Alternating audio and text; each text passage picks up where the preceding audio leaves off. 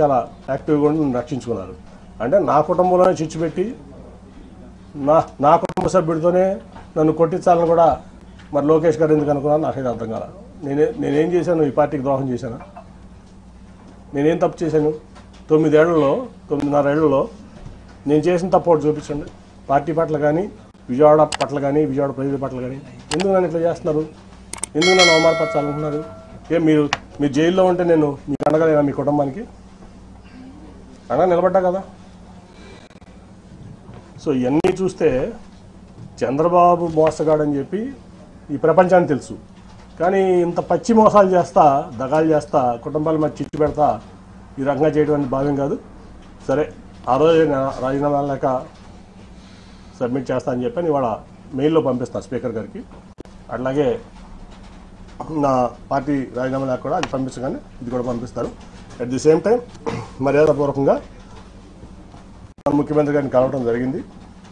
ఆయన అనేక సార్లు విజయవాడ వచ్చారు సభకి. యాక్చువల్గా నేను అటెండ్ అవ్వాలి, ఎందుకంటే ఒక ఎంపీగా గవర్నమెంట్ ప్రోటోకాల్ ప్రకారం ముఖ్యమంత్రి వస్తున్నప్పుడు నేను అటెండ్ అవ్వాలి. అది నా బాధ్యత, హక్కు కూడా. కానీ ఏ రోజు పార్టీ నన్ను అటెండ్ అవ్వద్దని చెప్పడం వల్ల నేను అటెండ్ అవ్వలేకపోయా. ఇవాళ వరకు ఒక్కసారి మాత్రం రాష్ట్రపతి వచ్చినప్పుడు రాజ్భవన్లో కలిసి నేను విష్ చేశాను ఆయన, అంతే తప్ప నేను ఇంతవరకు ఆయన ఎప్పుడు డైరెక్ట్గా కలవడం జరగలేదు, ఫోన్లో కూడా మాట్లాడలేదు. ఇవాళ బాగా రిసీవ్ చేస్తున్నారు ఆయన నన్ను. ఖచ్చితంగా మనం కలిసి ప్రయాణం చేద్దామని చెప్పి ఆయన చెప్పారు. కాబట్టి నేను పార్టీకి రాజీనామా చేశాను కాబట్టి ఇప్పుడు నేను ఫ్రీ బర్డ్ని. సో నా నిర్ణయాలు నేను తీసుకుంటా. ఒకటైతే గ్యారంటీ, చంద్రబాబు నాయుడు అనే వ్యక్తి పచ్చి మోసగాడు, దాంట్లో డౌటే లేదు. ఈ రాష్ట్రానికి పనికిరాని వ్యక్తి అతను.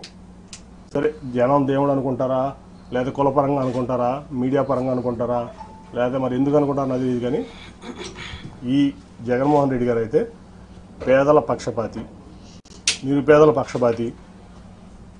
ఏ డెవలప్మెంట్ అనుకుంటారా? కోవిడ్ వల్ల కొన్ని కారణం 2 ఏళ్ళు భారతదేశమే ఇబ్బంది పడింది, ప్రపంచమే ఇబ్బంది పడింది, భారతదేశం కూడా ఇబ్బంది పడింది. సరే, డెవలప్మెంట్ అవ్వదు, అటు ఇటు అవుతుంది. కానీ ప్రజలను హ్యాపీ పెట్టే దాంట్లో దాదాపు 2 లక్షల కోట్ల చిల్లర ఇవాళ వరకు సంక్షేమం ఇచ్చారు ఆయన. ఇంకా ఇస్తానికి కమిట్మెంట్గా ఉన్నారు. చర్చ చాలాసేపు మాట్లాడటం జరిగింది. సో నాకు బాగా నచ్చారు ఆయన. నచ్చడమే కాదు, ఆయన పథకాలని చూస్తున్నాం, వింటున్నాం. సో ఆయనతో కలిసి ప్రయాణం చేయాలని చెప్పి నేను నిర్ణయించుకున్నాను. వన్స్ నా రాజీనామా ఆమోదం పొందగానే నేను పార్టీలో చేస్తాను. నేను ఒకటండి, నేను 2014లో కూడా చంద్రబాబు గారిని టికెట్ అడగను. ఎప్పుడు కూడా ఆయన గేట్ ముందు ఉంచున్నాను, డోర్ ముందు ఉంచున్నాను. నేను ఎప్పుడు చంద్రబాబు గారిని టికెట్ అడగల, 19లో అడగల. అట్లాగే నేను ఆయన కూడా ఎప్పుడు టికెట్ అడగను.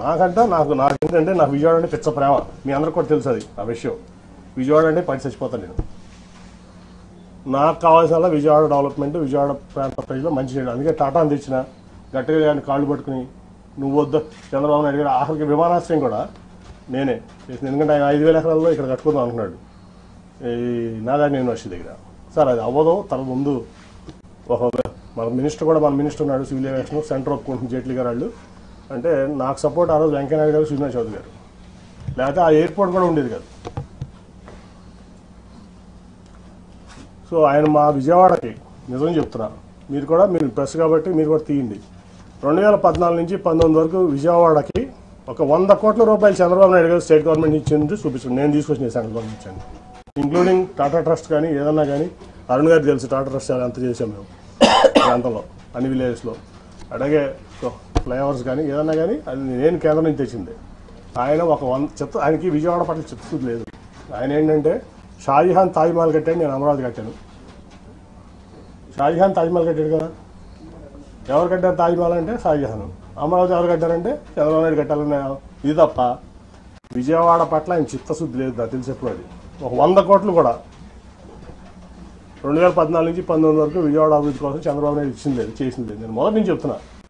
నేను ఆయన చెప్పేవాడిని, sir Vijayawada is a reality, Vijayawada is a reality.